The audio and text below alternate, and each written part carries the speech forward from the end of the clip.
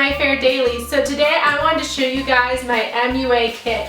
This is a wonderful, amazing thing that every makeup artist should own. This is a full train case, complimentary with the pull-up bar that you guys can't see. I'll show you guys a close-up of it, but there's a pull-up bar in the back here that helps you transport it much easier, and then these are also kind of broken down into different compartments. The brand for this is Sunrise. I actually got it off of Amazon for about a little over $200, so it is a bit of a pricier kit, but I absolutely love it. It has just been a lifesaver for me. Before, I was traveling out of bags and other crap that just was not helping me in my cause at all. So we're just going to dive into exactly what is inside my kit.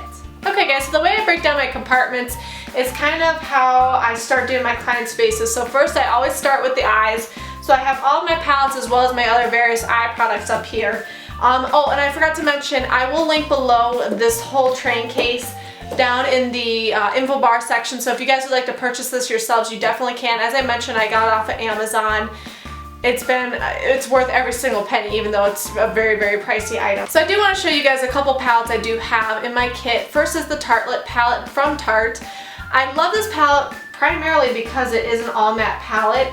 It just works well. It works extremely well with anybody that's looking for that all matte look. Plus, if I'm working with someone that's a little bit more on the mature side, they have more mature skin, they're looking for something that's not all glittery and sparkly and anything like that, I definitely usually will reach for this palette. It is a wonderful thing to have as a makeup artist, to have an all matte palette. I actually recently acquired this palette. This is the Becca, what is it called? The Ombre Rouge Eye Palette. This one is a little bit more warmer in tone. So I'm going to open it up and show it to you guys. So again, it's an all matte palette. It is just absolutely stunning. I've been using this a lot lately, especially with fall. I just think that this complements any warm eye looks, or I shouldn't say warm eye look. This really makes a beautiful warm eye look, but really complements blue eyes. Again, like I mentioned, more mature, aging, older skin. I just absolutely love this palette. I do have all of the, well, no, I shouldn't say all of them. I do have 3 of the Naked palettes in my kit. I do have 1 through 3, so they're all right here. You guys know everything about these palettes. I don't really have to go into explanation. I actually been using the Naked one a lot lately, and I usually never use it, as well as with the Naked 2. And then recently I did use Naked 3 on my last bridal party, and I thought it turned out really pretty. I also have both of the Naked Basic palettes in here. These are, again, both Urban Decay palettes. I use the Naked Basics too. This is like my ride or die brow palette for everybody. I have not met a client yet that cannot use any of these colors for their brows. Like, seriously, it doesn't matter if you're a woman of color, if you're really pale, if you're blonde, if you're brunette. I can find some shade, even if I have to mix some together, that works perfectly for you. So I am a little bit bummed because this side over here crumbled and is pretty much fallen out. I never really use it, so I'm not that bummed, but you know, per Urban Decay style, a lot of times these are just so buttery soft that they crumble out of the pan quite easily. Again, for an all matte palette, I do have the IT Cosmetics Naturally Pretty palette. I was using this a lot for a really long time. As you can see right there, these are just absolutely stunning colors, and of course, because of the gold, it shows up really bad on camera. But again, this is an all matte palette. It's absolutely beautiful. Again, I've been using this, or I used to use it a lot more often, especially like these 3 shades right here I used a lot, plus that one. And then I use these ones up here to warm up any eye look. And it just really brought some eye looks to life. I really liked it. I just haven't really found myself reaching for it a lot lately. I do want to mention that I do change up my palette, or the palettes I have in here pretty regularly. Some I do keep at all times, especially these 2, and especially really the Lorac Pro palette. If there's any palette in my kit that I used, I want to say 90% of the time, it's definitely my Lorac Pro. And as you can see right there, you see why. I'm almost down to pan on a majority of the shades. I'm down to pan on 1, 2, 3, 4, 5, 6, 7 shades in this palette. So I use this baby a lot. I love that this palette is so versatile. I really can use it on many shade ranges, and I should say skin tone shade ranges, such as women of color, girls with darker skin, girls with really pale, fair skin. It just works for everybody. So I do get a lot of use out of this palette. And I am trying to branch out more because I have been loving it a lot lately, but you know, there's other great palettes in my kit that I just don't find myself grabbing for as much as I do that one. And then I also have the Lorac Pro 2 in my kit. I don't use this one nearly as often. If anything, I reach for this maybe once in a great while. I keep it in here just in case, because again, there's some great neutral tones in here. This whole side here is matte and this whole side here is shimmer. So there are some great neutral tones in this palette that definitely could go bridal. I just don't find myself reaching for it as much as my Lorac Pro. And last but not least, I have this Marc Jacobs palette in here because I just think it's such a pretty bridal palette. I just like hardly ever find myself actually reaching for it. So I have, this one is the Dreamer palette. So it's a 312 Dreamer palette, and I think it has beautiful bridal shades in it. I just hardly find myself reaching for it. So this might make its way out of my kit soon just because I never use it and it's just taking up space. So switching over to this side over here is where I have all my other eye products. I do have a bottle of MAC Fix Plus. I mainly use this for pigmenting eyeshadows, as well as I'll use this on the face as an overall face spray, whether it be to give my clients a little bit more moisture or add as more of a setting spray. As far as my mascara, I do keep a drugstore mascara on me. Frankly, I feel like drugstore mascaras do the same exact thing as high-end mascara, so I keep the CoverGirl Lash Blast on me. I do keep the waterproof formula and the blackest black formula I can get. I really like it. I think it works great for my clients. If you guys have any other recommendations for mascaras, please let me know. As far as my primers go, I just have two different primers on me, like they're actual primers. I have, this is the Lorac Behind the Scenes Eye Primer. It's just more of the sample size that I got with one of the Pro palettes. I absolutely love it. This is like my go-to primer for the most part. So I also do have a little sample size of the Urban Decay. This is the Anti-Aging Primer Potion. I do use this on more mature skin types as well as younger ones too, especially if I'm using the Urban Decay shadows. I am running out of it though, so I will have to replace it very soon. I have completely switched over to the Esquito Lash Glue. I just absolutely love it. I haven't been pretty much totally hating my Duo one lately. It just isn't like living up to my expectations. So I wanted to switch over to something that was really good. I've heard so many great things about the Esquito eyelash glue, and I must say I really do love it myself. For brows, I also have this Cello brow pencil. I've noticed that this really can work pretty much mostly with anybody, as well as along with my Naked Basics or Naked 2 Basics palette. I just use this to kind of underline underneath the eyebrow to really bring in some definition, especially if that's what a bride is looking for. Then I tend to set their brows with the e.l.f. Wet Gloss Setting Gel.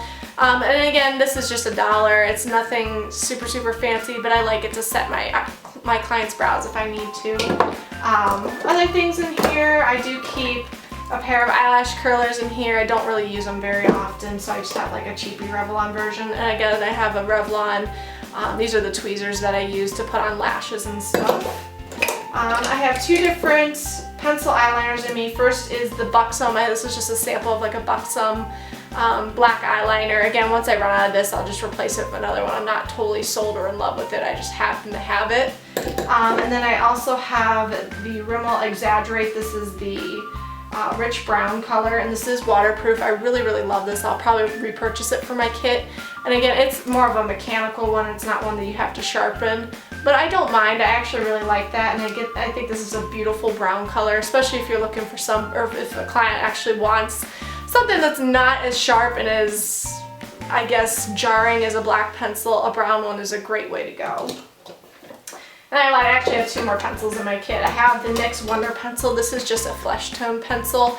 I use this a lot of times on my clients' waterline, and it makes their eyes just look so much bigger. Then I also have the NYX Jumbo Eye Pencil in Milk. I rarely ever use this. Sometimes I'll use this to cancel out an eye or make it more neutral. Again, I can use this in the waterline too. I keep it just in case in my kit, but I hardly ever find myself actually using it. And then I have a sharpener. This is just an eye pencil sharpener. I do sharpen all of my lip pencils as well as my eye pencils before I use them on any client. Again, it's just a sanitary thing. And then my gel liner that I keep in my kit is this Mica Beauty one that I got in my I think BoxyCharm box a couple months ago. It is definitely my favorite gel formula ever. I've tried drugstore ones, even the Maybelline one, which I do like, but it's very waxy in comparison to this one. So this is the one I absolutely love on my clients. And then I also have a couple cream pots. This is a City Color. This is the white gold one. I think I got this in some kind of a a subscription box a while ago, probably Ipsy. I really like it. It is very pretty. I just don't really use it very often, but it's a great neutral, a great like really pretty vibrant base for a bridal look. Then I have this one. This is from Me. I think this is a European brand, but this is just like a bronzier kind of a base. This is a bronzier cream base that I use sometimes. Again, mostly probably on bridesmaids for the most part. I have it in my kit, but I think I packed it for my last client, but I didn't end up using it. I have my MAC paint pot and painterly. I rarely ever keep this in my kit. Like I said, I think I had it for one client that I ended up not even using it on, so this will probably actually come out of my kit. This last thing here is a Motives. This is like a glitter pot. I'll probably take this out of my kit too. Again, I used it on a previous client, but that was the only client I actually used it on. It was specifically for her look. So it's not really a regular in my kit, so I probably will be yanking this out as well. Okay guys, so next level down is all of my face products. These are all the products like my foundations, my powders, my setting powders I should say, my primers, concealers, everything like that. So I'm going to go over that stuff real quick. I'm not going to lie, majority of the stuff is Motives. That is what I sell. That's what I use a majority of face product wise and whatnot. It's just amazing products. I really love them. Let's actually start from this side and work my way over. So over here I do have two loose setting powders. Again, these are Motives brand.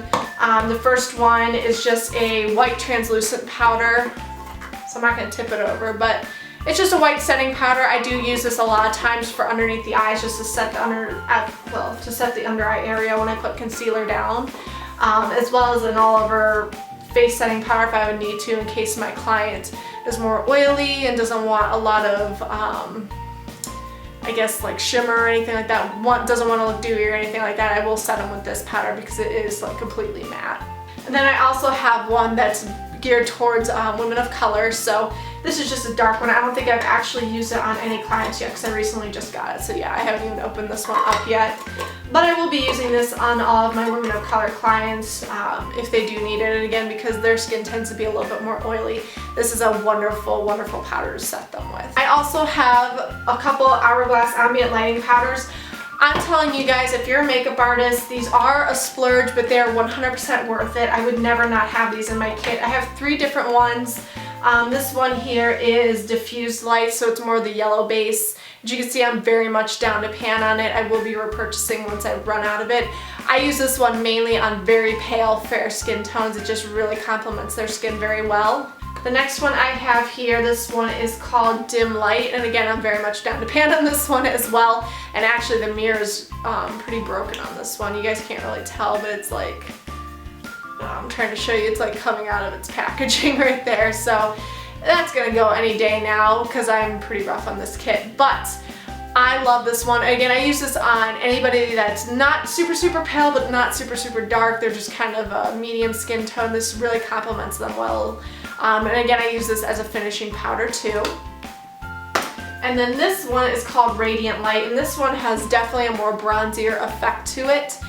This one I use over bronzers, so if I put a bronzer down on pretty much anyone except for unless they're really fair skin tone, I will go over that bronzer with this just to diffuse out any harsh lines. If they are a little bit more on the darker side but not super dark, like if they have a little bit more of a darker skin tone, I will set them all over with this powder because it does complement them very well too. And then I do have 2 highlighters up in this part here. I do have a Bobbi Brown Shimmer Brick. This one is in the shade Rose. So this is really pretty. I do use this a lot on my clients. I just swirl all the colors together and apply as a highlight. And then I have a 3 custom color highlight, and I don't even know if this was originally a highlight, but this is what I use it for. So this one is super pretty. It leaves a very nice, just a very subtle, beautiful white, not white, but a beautiful like pearlescent glow on the skin. It's super pretty. I really like it. I wish I used it a lot more often. I just don't find myself reaching for it as much as I probably should. Then the middle section here is all of my foundations. So again, I mentioned they're all Motives brand. I do have 3 of the Lala and the Motives Lala shades. These are all for women of color. There's really only 3 shades that I need, and I mix them in and in between each other. So I have a deep shade. This one is golden right here, and then this one is caramel. So A lot of times I'll find myself mixing them together, putting two different shades on someone's face just to get them to be the perfect color and give them the right highlight and depth and everything that they need to have. As far as my concealers go, 4 of ones that are more of a liquid consistency. I do have 3 Motives ones right here, so these are just 3 different shades. They're all lighter. I am still adding to my kit as far as like getting deeper and darker ones. I do find I like liquid ones a lot more to set for under the eyes, like to apply for underneath the eyes. I don't really like our other one I'm about to show you for that. And then I do have a MAC Prep and Prime. This one is in the shade Highlight to Light Boost, so it's more the yellow shade one. Honestly, I'm just trying to use this one up. I'm not that big of a fan of it. It works okay for clients. I'm just trying to use it up because I will never use it on myself. And then I also have, these are all of the liquid powder mineral foundation. So I have all the shades of it. I'm not going to be able to hold all these in my hand, but I have all the shades of it, and these ones here are just backups when I need it because I am running low on a couple colors. But I love these. These are what I use probably on 90% of my clients. If you guys use any other kind of foundations from Motives on any of your more mature skin clients or anybody else, please let me know. I do find that these can be a little bit drying on anybody that has drier skin. I am thinking about grabbing up some more of the cream to powder ones because I hear those work a lot better for anybody that has more drier skin tones, but let me know down in the comments if you think so as well. And then up here I have all my primers. I actually just added this one to my kit. This is the Tarte Clean Slate Timeless Smoothing Primer Base. It's a mouthful. And most of it I used it on myself. I'm just trying to use it up, so I definitely sanitized it, and I'll try to use this more on mature skin types, again, because it's more of a smoothing primer. It definitely helps fill in any lines and wrinkles. And then these ones, I have a bunch of different primers. I have the Makeup Forever Step 1 Equalizer. This is one I use on oily skin tones. So I'm always trying to find new primers that I like. Please leave me your recommendations down below for any primers that you use. If you have oilier skin or ones that you use on more of your oily skin clients. I'm always looking for primers that don't really too much dry out a client's skin. I found that the Makeup Forever one works pretty good, but sometimes it still can be very drying.